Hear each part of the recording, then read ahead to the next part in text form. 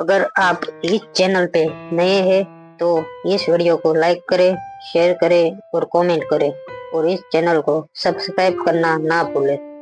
ये बाहर वाले नहीं है, तुम जानते भी हो ये कौन है। सूरज की ये बातें सुनते ही रघुवीर शेखावत हैरानी से अनिका की ओर देखने लगा। उसे समझ नहीं आ रहा था कि इस लड़की अनिका ने आखिर ब्रह्मपुत्र एकेडमी के होने वाले चेयरपर्सन पर क्या जादू चलाया था।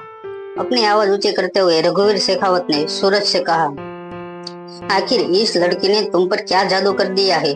कहीं तुम इसके प्यार में पागल तो नहीं हो गए? रघुवीर शेखावत की ये बातें सुनते ही सूरज ने रघुवीर शेखावत पर जोरदार हमला किया। हालांकि सूरज इस वक्त बलवीर सर का खास शागिर्द था, मगर कहीं ना कहीं रघुवीर शेखावत, जिसने अपने मार्शल आर्ट की ट्रेनिंग बलवीर सर से ही ली थी, वो अपने डिफेंस और अटैक में सूरज से कहीं ज्यादा मजबूत था। सूरज के अटैक को अच्छी तरह डिफेंड करते ही रघुवीर शेखावत ने सूरज पर अटैक किया, मगर वो अच्छी तरह जानता था कि एकेडमी में खड़े होकर सूरज के साथ किसी भी तरह से बदसलूकी नहीं की जा सकती थी। इसलिए जैसे ही सूरज ने अपना बैलेंस खोया, रघुवीर शेखावत वेटिंग रूम छोड़कर बाहर की ओर जाने लगा। अपनी दीदी के बारे में रघुवीर शेखावत के मुंह से इस तरह बातें सुनकर सूरज के सर पर खून सवार हो गया था। वो आज रघुवीर शेखावत को इतनी आसानी से छोड़ने वाला नहीं था। सूरज भी अपने आप को संभालते हुए रघुवीर शेखावत के पीछे दौड़ा। एकेडमी के कॉरिडोर में भागते हुए रघुवीर शेखावत के पीछे देखकर जोर जोर से चिल्लाने लगा। सूरज को अपने पीछे दौड़ते हुए देखकर रघुवीर शेखावत ने कहा, तुम भी उस लड़की से मिल गए हो, उसके रूप का जादू तुम पर भी चल गया है। मुझे अभी के अभी गुरुजी से बात करनी है। आज गुरुजी को ही इंसाफ करना पड़ेगा। क्या वो आपके 5 स्टूडेंट के साथ खड़े हो रहेंगे या फिर वो सूरज जैसे इंसान के साथ खड़े रहेंगे जो एक लड़की के प्यार में पागल होकर अपने ही एकेडमी के सीनियर पर आज हाथ उठाने पर पीछे दौड़ रहा है। रघुवीर शेखावत जोर जोर से चिल्लाते हुए पूरी एकेडमी में यहाँ वहाँ दौड़ने लगा और उसके ठीक पीछे आंखों में गुस्सा लिए सूरज रघुवीर शेखावत को मारने के लिए दौड़ रहा था। एकेडमी के स्टूडेंट सूरज की काफी इज्जत करते थे। जैसे ही रघुवीर शेखावत को स्टूडेंट ने घेर लिया, सूरज ने इशारा करके रघुवीर शेखावत को अकेला छोड़ने को कहा। जैसे ही एकेडमी के स्टूडेंट ने रघुवीर शेखावत का रास्ता छोड़ा, रघुवीर शेखावत सीधे ही बलवीर सर के ऑफिस की तरह दौड़ने लगा। रघुवीर शेखावत ये अच्छी तरह जानता था कि बिना परमिशन के कोई बलवीर सर के केबिन में नहीं जा सकता था, मगर आज रघुवीर शेखावत को डर था कि सूरज और एकेडमी के लोग मिलकर उसकी खूब पिटाई करने वाले थे। इसलिए सूरज की कंप्लेंट करने रघुवीर शेखावत का बलवीर सर से मिलना बहुत ही जरूरी था। बलवीर सर के ऑफिस का दरवाजा झटके से खोलते हुए हांफता हुआ रघुवीर शेखावत बलवीर सर के केबिन में दाखिल हुआ। रघुवीर शेखावत के ठीक पीछे सूरज भी बलवीर सर की केबिन में पहुंचा। बाकी के स्टूडेंट अच्छी तरह जानते थे कि वो बलवीर सर की केबिन में बिना उनकी परमिशन के नहीं जा सकते थे। इसीलिए केबिन से कुछ दूर सारे स्टूडेंट जमा हो गए और केबिन के अंदर ताक झाक करने लगे। एकेडमी के सारे स्टूडेंट इस बात को देखकर हैरान हो गए थे कि हमेशा शांत रहने वाला सूरज आज सर को किसको मारने के लिए पूरी एकेडमी के पीछे दौड़ रहा था। वहां जहांगीर और फातिमा हैरानी से वेटिंग रूम में अनिका को देखने लगे। उन्हें समझ नहीं आ रहा था कि आखिर अचानक ही सूरज को क्या हो गया था कि वो इस तरह रघुवीर शेखावत को मारने उसके पीछे दौड़ा था। अनिका अपने दोनों हाथ अपनी कमर पे रखकर यहाँ वहाँ देखने लगी। उसे पता था कि आज जहांगीर और फातिमा के सामने उसके एकेडमी के दीदी वाली पहचान खुलने वाली थी। अनिका ने जहांगीर को फातिमा को अपने पीछे आने का इशारा किया। बलवीर सर की केबिन के बाहर जमा बच्चे की भीड़ में से रास्ता बनाते हुए अनिका जहांगीर और फातिमा को सीधा बलवीर सर के केबिन के अंदर ले गई। अनिका को ऐसे बिना किसी रोक टोक के अंदर जाते हुए देख बाहर खड़े बच्चे हैरानी से एक दूसरे को देखने लगे। उन्हें पता था कि बलवीर सर इस मामले को लेकर बहुत स्ट्रिक्ट थे कि बिना इजाजत कोई भी उन्हें मिलने उनकी केबिन में नहीं जा सकता था। दरअसल बलवीर सर की केबिन एक 500 स्क्वायर फुट का मिनी अखाड़ा था, जहां पर बलवीर सर अपने कुछ खास शागिर्दों को खुद ट्रेनिंग दिया करते थे। आज रिया के स्कूल के दोस्तों को बलवीर सर खुद अपने इस मिनी अखाड़े में ट्रेनिंग दे रहे थे। रघुवीर शेखावत को चिल्लाते हुए देखकर अचानक ही बलवीर सर के साथ मार्शल आर्ट की ट्रेनिंग ले रहे बच्चे डर गए। सारे बच्चे डरकर बलवीर सर के पीछे छुप गए। वही नन्ही सी पिंकी आर्यन का हाथ पकड़कर उसके पीछे छिप गई। जोर से सांसें लेते हुए सूरज की छाती फूलने लगी थी। वो आंखों में गुस्सा लिए रघुवीर शेखावत की ओर देख रहा था, मगर वो जानता था कि बलवीर सर के सामने वो रघुवीर शेखावत पर हाथ नहीं उठा सकता था। रघुवीर शेखावत और एकेडमी के बाकी स्टूडेंट आर्यन को बलवीर सर के बगल में खड़ा देखकर हैरान रह गए थे। वो बलवीर सर को नेशनल और स्टेट लेवल के चैंपियन को भी पर्सनल ट्रेनिंग नहीं दिया करते थे। वो एक 6 साल के बच्चे और उसके दोस्तों को पर्सनली ट्रेन कर रहे थे। रघुवीर शेखावत को यह बात बिल्कुल पसंद नहीं आई कि अभी अभी कुछ देर पहले उसके बेटे और उसके बेटे के दोस्तों को एकेडमी के अंदर आने तक से मना कर दिया था, मगर बलवीर सर यहाँ इस बच्चे को सिर्फ इसलिए ट्रेन कर रहे थे क्योंकि वो बच्ची रोहित मारवा की थी। रघुवीर शेखावत ने हैरान होकर बलवीर सर से पूछा, गुरुजी आप इस बच्चे को सिर्फ इसलिए ट्रेन कर रहे हैं क्योंकि ये बच्ची रोहित मारवा की है? मैं आपका चचा सादिक हूँ, उस नाते से मेरा बेटा भी इस एकेडमी से जुड़ा है। एकेडमी के रूल्स एंड रेगुलेशन के मुताबिक किसी भी पास्ट या प्रेजेंट स्टूडेंट के बीच भी ब्रह्मपुत्र एकेडमी के मेंबर 1 किया जाता है क्योंकि उसका खून का रिश्ता होता है इस एकेडमी के साथ। आखिर क्या रिश्ता है इस बच्ची का इस एकेडमी के साथ? क्योंकि इस बच्ची का पिता तो आपके सबसे बड़े राइवल सुखबीर का स्टूडेंट है। जाने अनजाने में रघुवीर शेखावत ने बलवीर सर पर एक बहुत बड़ा एलिगेशन लगा दिया था। केबिन के बाहर खड़े बच्चे भी बलवीर सर की ओर हैरानी से देखने लगे थे। सबको जवाब सुनना था कि आखिर बलवीर सर इस 6 साल के बच्चे को और उसके दोस्तों को पर्सनली ट्रेनिंग क्यों दे रहे थे? क्या बलवीर सर ने तय कर लिया था कि उनके जाने के बाद उनकी लेगेसी इस बच्चे को दी जाएगी? बलवीर सर ने सबके बीच अनाउंस करते हुए कहा, ये बच्ची दीदी की पहली सादिक है। ये बात सुनते ही एकेडमी के सारे स्टूडेंट हैरान रह गए क्योंकि ये पहली बार था कि एकेडमी की दीदी ने किसी को अपना सादिक बनाया था। ना आज से पहले एकेडमी में किसी ने दीदी को देखा था, न ही कोई मिला था, मगर सब ये जानते थे कि दीदी एकलौती सर की सादिक थी जिसने सर को भी कुश्ती में हराया था।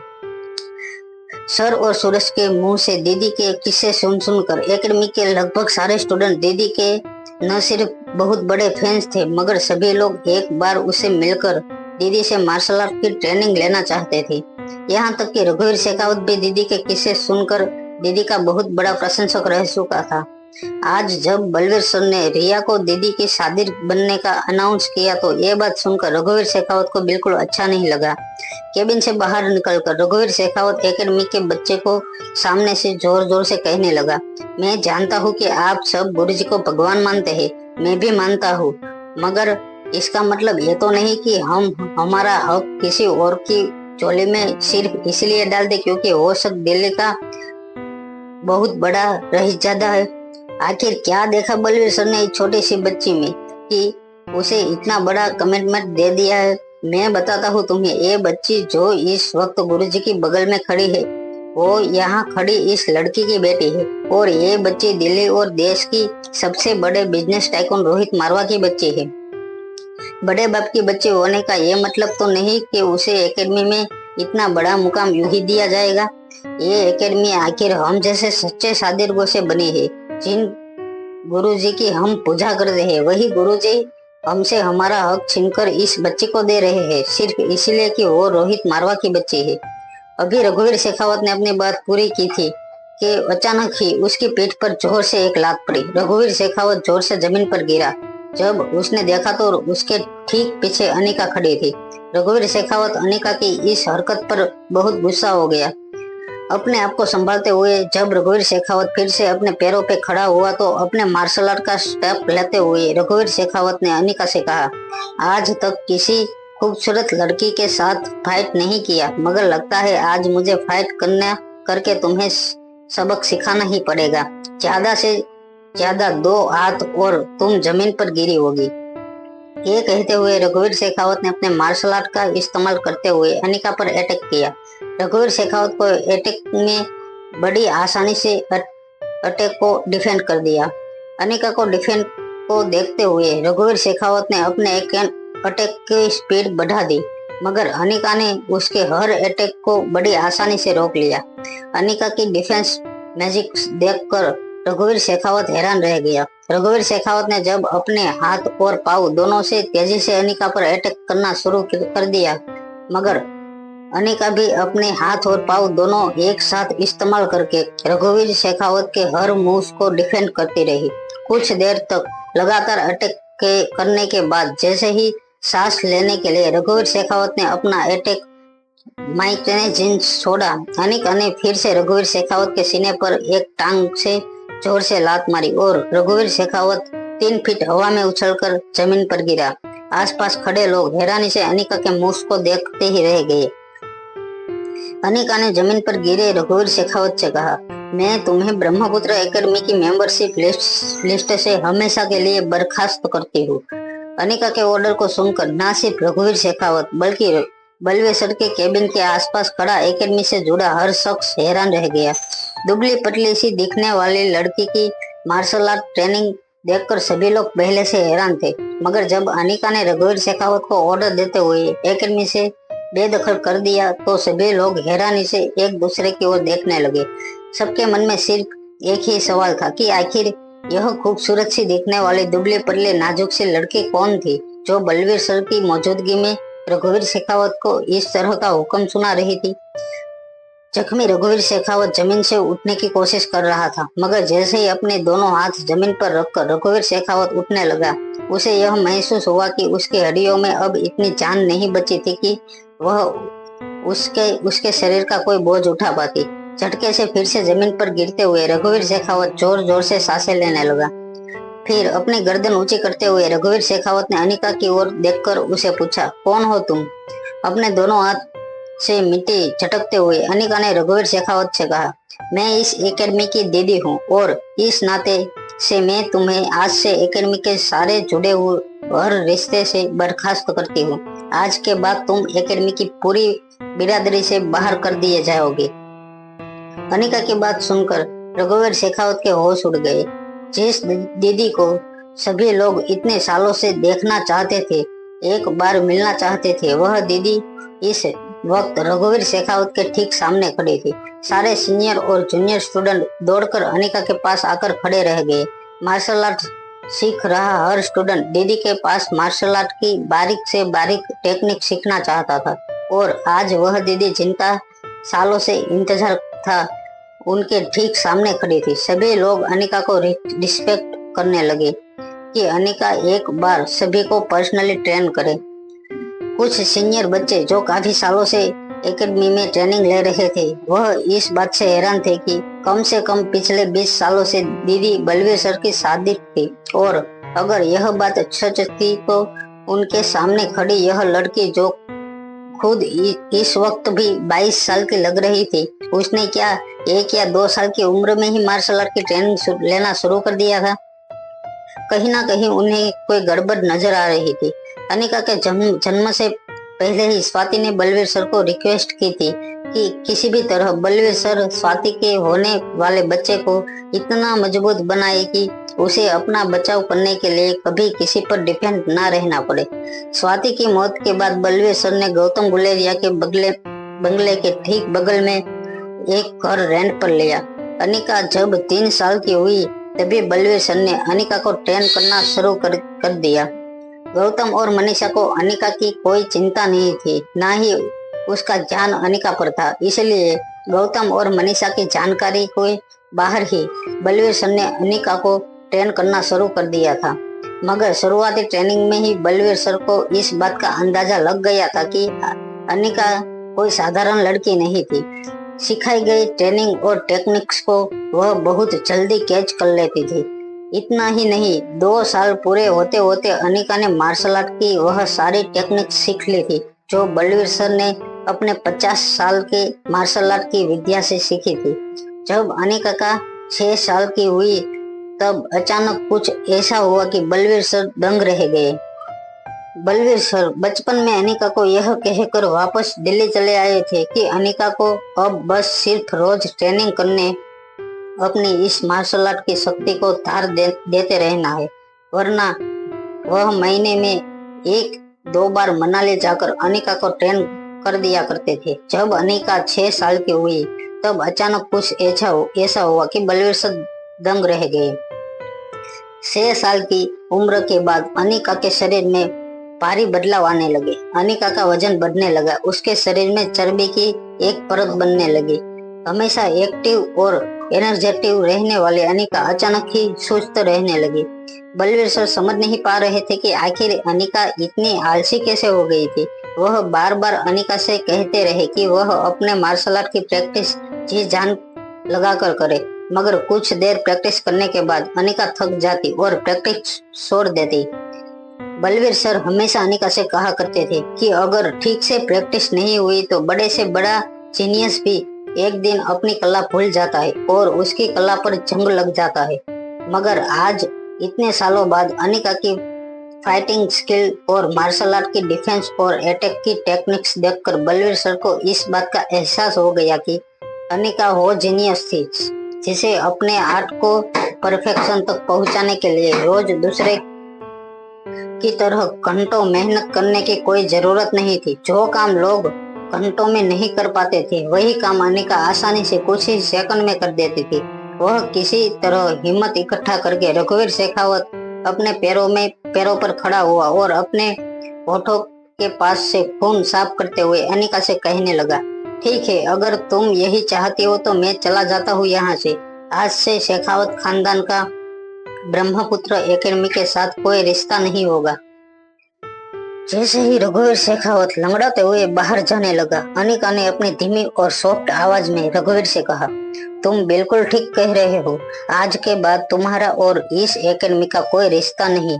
तुमने एक साथ एकेडमी के कई नियम तोड़े हैं, जिसमें से तुम्हारा सबसे बड़ा गुनाह यह है कि तुमने एकेडमी का नाम इस्तेमाल करके तुम्हारे गलत इरादों को कामयाब करने की कोशिश की, जिससे बाहर एकेडमी की रिस्पेक्ट और एकेडमी पर लोगों के भरोसों को बहुत बड़ा दाग लगा है। तुम्हें एकेडमी को वो देकर जाना होगा जो तुम यहाँ से सीखकर बाहर गए थे।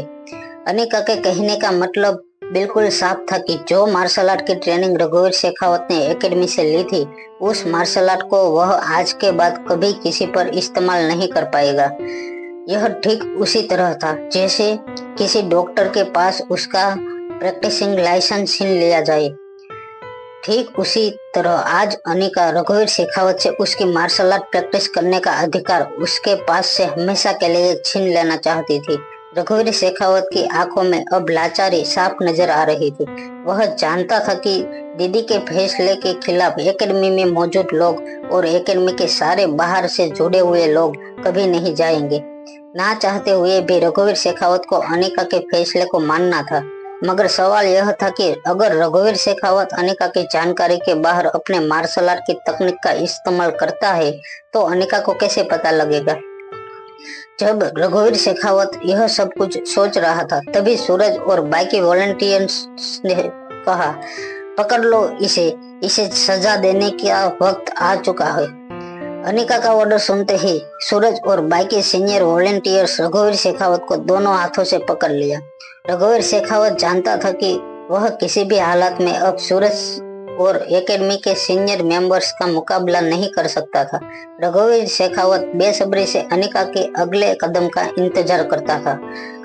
एकेडमी के बाहर श्रेया आर्यन का इंतजार कर रही थी। वह अपनी कार में मोबाइल पर कुछ वीडियोस देख रही थी। वही श्रेया की कार से कुछ ही दूरी पर अपनी कार से बैठकर आकाश श्रेया को देख रहा था। आकाश काफी देर से सोच रहा था कि वह श्रेया के पास जाकर उससे बात करे, मगर उसकी हिम्मत नहीं हो रही थी। कुछ देर बाद आकाश ने यह सोचकर अपने आप को हिम्मत दी कि चाहे आकाश ने आज तक 1000 बार श्रेया का दिल दुखाया होगा, मगर श्रेया ऐसी लड़की थी जो माफी मांगने पर भी पिघल जाती थी। आकाश बस एक बार अपने हॉस्पिटल वाले बर्ताव की माफी मांगना चाहता था श्रेया से बात करने के लिए। जैसे ही आकाश ने अपनी कार का दरवाजा खोला, आकाश की सांसें तेज होने लगी थी। मगर ठीक उसी वक्त आकाश के सेल फोन पर कॉल आने लगा। स्क्रीन पर कॉलर का नाम देखकर आकाश की सांसें धीरे धीरे कंट्रोल में आने लगी। अपने गले की खराश मिटाते हुए आकाश ने कॉल उठाकर कहा, जी करण अंकल, कहिए। फोन पर कुछ देर खामोश रहने के बाद करण गुलेरिया ने आकाश से पूछा, अनिका कहाँ है इस वक्त? आकाश ने कुछ देर सोचा कि क्या एकेडमी में इस वक्त जो कुछ भी चल रहा था वह करण अंकल को पता बताना ठीक रहेगा या नहीं।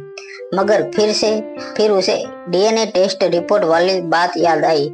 जब करण अंकल को बाहर से डीएनए रिपोर्ट के बारे में पता चला तो वह काफी नाराज हो गए थे। आकाश ने करण गुलेरिया से कहा, अनिका इस वक्त ब्रह्मपुत्र एकेडमी में मौजूद है। मुझे लगता है कि रघुवीर शेखावत के साथ उसकी कोई अनबन हुई है, मगर रोहित मारवा का काफी होल्ड लगता है इस एकेडमी पर। यह बात मुझे अभी भी पता चली है। क्या आप चाहते हैं कि अंदर जाकर मैं पता करूं कि मैटर क्या है? आप कहो तो मैं अभी अनिका को अंदर जाकर प्रोटेक्शन देता हूँ। कुछ देर सोचने के बाद करण गुलेरिया ने आकाश से कहा, अगर रोहित मारवा उसे प्रोटेक्ट कर रहा है तो फिर उसे हमारे प्रोटेक्शन की क्या जरूरत है? आकाश को करण गुलेरिया की बातों में निराशा साफ नजर आ रही थी।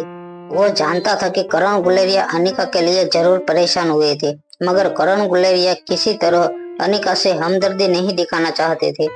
फिर जब आकाश ने डीएनए रिपोर्ट के बारे में सोचा तो वह अपने अंकल की मेंटल कंडीशन समझ गया।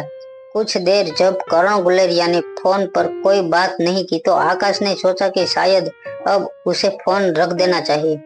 इससे पहले कि आकाश करण गुलेरिया से कुछ कहता, करण गुलेरिया ने आकाश से कहा, मगर इतना याद रखना आकाश कि गुलेरिया परिवार मारवा परिवार से किसी भी तरह कमजोर नहीं है। बस इतना ध्यान रहे कि वह लड़की किसी भी हालत में जिंदा रहे। यह कहते हुए करण गुलेरिया ने फोन काट दिया। अपने अंकल करण गुलेरिया की बात सुनकर आकाश ने कहीं ना कहीं राहत की सांस ली। आकाश अब अपने आप पर हैरान था।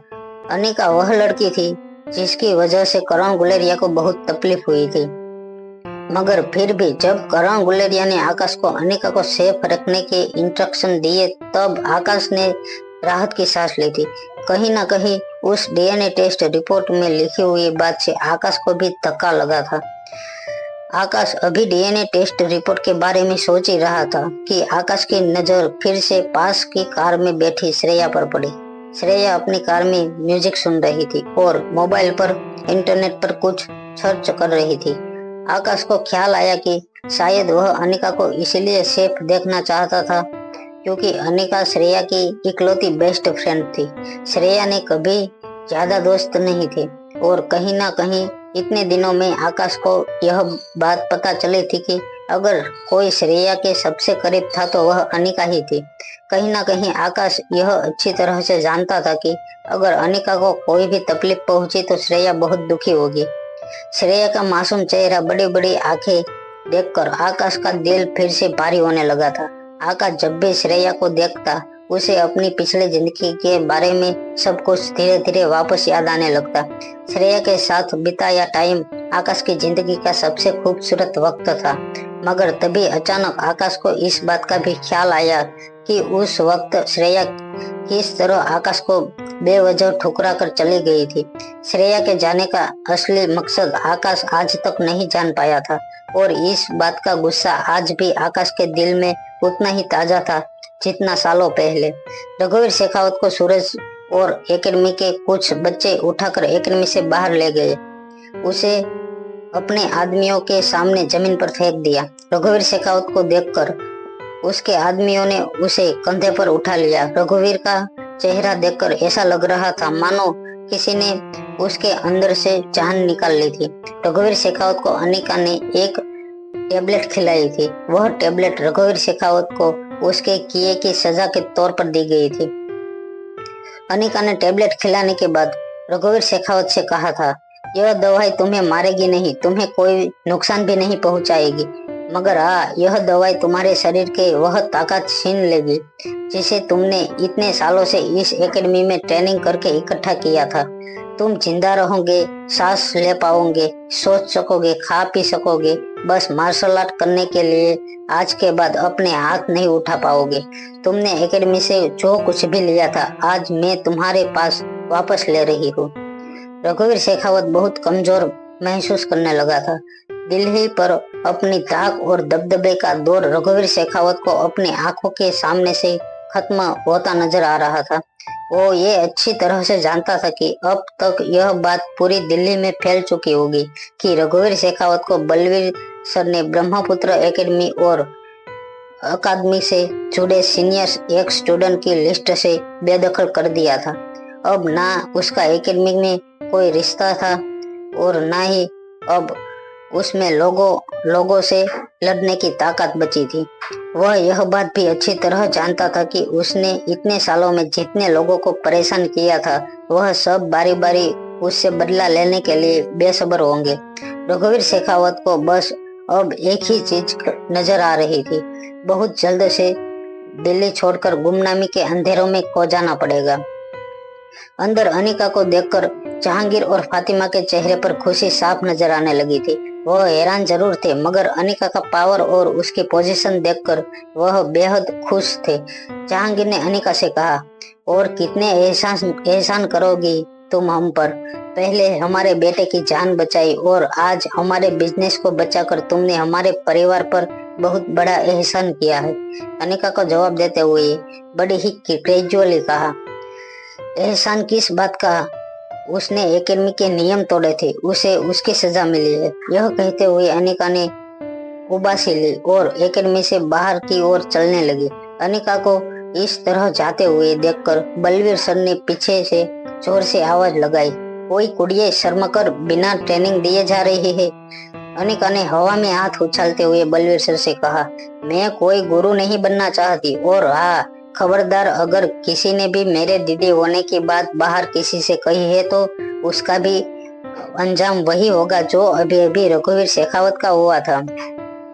अनिका ने अंगड़ाई ली और बड़े ही प्यार से एकेडमी में मौजूद लोगों को ये धमकी दी और वहां से चली गई। अनिका के पीछे पीछे आवाज लगाते हुए बलवीर सर ने कहा, ओए शर्मा कर कुड़िए, आज मैंने पहली दफा किसी को तुम्हारा सादिक बनाया है। फाइट के बाद अंगड़ाई और उबासी लेते पहली लड़की देखी है, कितने आलसी है तू। अनिका ने हवा में अपने हाथ हिलाते हुए इशारों से बलवीर सर को कह दिया कि वह उनके किसी भी तरह के ट्रैप में फंसने वाली नहीं थी। उनके उकसाने पर वह एकेडमी की जिम्मेदारियां अपने सर पर लेने वाली नहीं थी। जब बलवीर सर ने देखा कि अनिका उसकी बातें सुनकर रुकने वाली नहीं थी, तो अपने दोनों हाथ अपनी कमर पे रखकर बलवीर सर ने आसपास एकेडमी के सभी बच्चों को देखकर कहा, अरे खोते, अब जाओ यहाँ से, ये लड़की तुम्हारी समझ से बाहर है। जब पहली बार बचपन में मैंने उस लड़की को ट्रेनिंग दी थी, पहली बार जब उसने मार्शल आर्ट की ट्रेनिंग लेते हुए अपने हाथ पांव चलाए थे, तभी मैं समझ गया था कि यह लड़की कोई मामूली लड़की नहीं, सबकी माँ है माँ। ये लड़की तो मेरी बात सुनने वाली नहीं है, पर तुम लोग तो मेरी बात सुनो और जाओ यहाँ से। चलो, ट्रेनिंग का टाइम खराब मत करो यहाँ खड़े होकर। और मेरी एक गल तुम सब कान खोलकर सुन लो, उस लड़की ने जो कहा है वो बात सबको याद रहे, वरना अनिका से पहले मैं ही तुम लोगों को वो सजा दूंगा जो सजा अभी अभी अनिका पुत्र ने शेखावत के बच्चे को दी थी। शेखावत के बारे में सोचते हुए सारे बच्चे डर के मारे एक दूसरे को देखने लगे। सभी ने गुरुजी को प्रॉमिस किया कि वह बाहर किसी को कुछ नहीं कहेंगे और चुपचाप ट्रेनिंग रिंग की ओर जाकर अपनी ट्रेनिंग शुरू कर दी। वहां दिल्ली के शोर शराबे से दूर नोएडा हाईवे के पास रोहित मारवा की गाड़ी एक शानदार विला के आगे जाकर खड़ी हुई। ये विला बेहद खूबसूरत और आलीशान विला था। चारों तरफ से गार्डन और छोटे मगर अच्छे से ट्रिम किए हुए कांच से सजाया था। यह बात कोई नहीं जानता था कि इस सुनसान जगह पर बने इस विला में रोहित किसे मिलने आया करता था।